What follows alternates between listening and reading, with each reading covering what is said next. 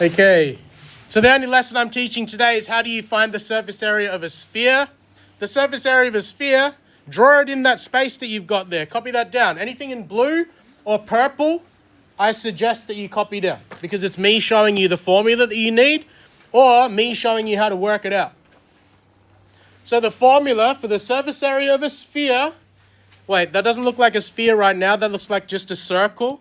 If I shade it, because I'm an artsy person, if I shade it, oh wow, now this looks like a sphere. Okay, it's three-dimensional now. So for the surface area of a sphere is 4 times by pi times by the radius squared. Now before you just square, if you just type this in onto the calculator, you'll probably get the answer wrong.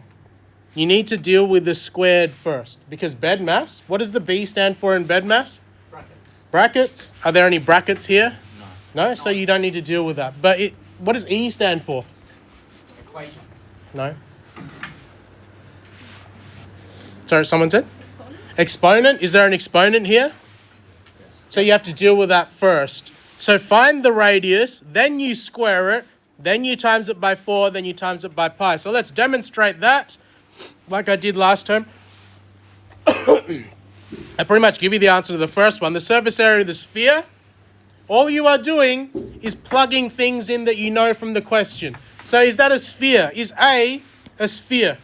Yes. Why do I know that? Because it's shaded a little bit. What's the radius of that sphere?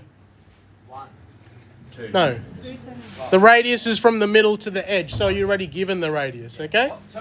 Yeah. Yep.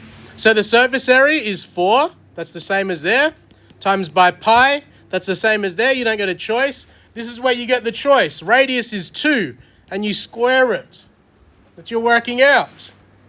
Next level, I told you, you don't need to deal with B and bed mass, you need to deal with the exponent. So 4 times by pi times by 2 squared is going to be 4. If you type this into the calculator now and find the answer, you'll get the correct answer. Because it's area, it's going to be square centimeters. So that is the first one. I've given you the working out for that. The rest of 8, what's the trick with this one? Are you told the radius of this sphere? No. What would the radius be? 4. It's 4. It's 4, good. This one is the tricky one. I'd expect people to ask me about this.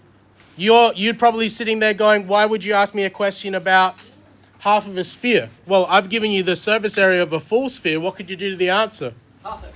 Half it, good. But there's more to it than that because it says it's solid. So you need to think about that. The only other questions that I need you to do today are questions 9 and 10. And let's see if you can remember or if people wrote down the notes for this. Because in week 10, Friday, can someone tell me what the formula for the surface area of a cylinder was? Of a cylinder. I know there was a lot of people away, not my fault, I was here. It was a timetabled lesson, you catch it up. There's a video of me recording that lesson from Friday. Can someone tell me? What was the surface area of the cylinder? 157. The formula for it. Pi times Yep, pi times by radius squared, but there's 2 of them.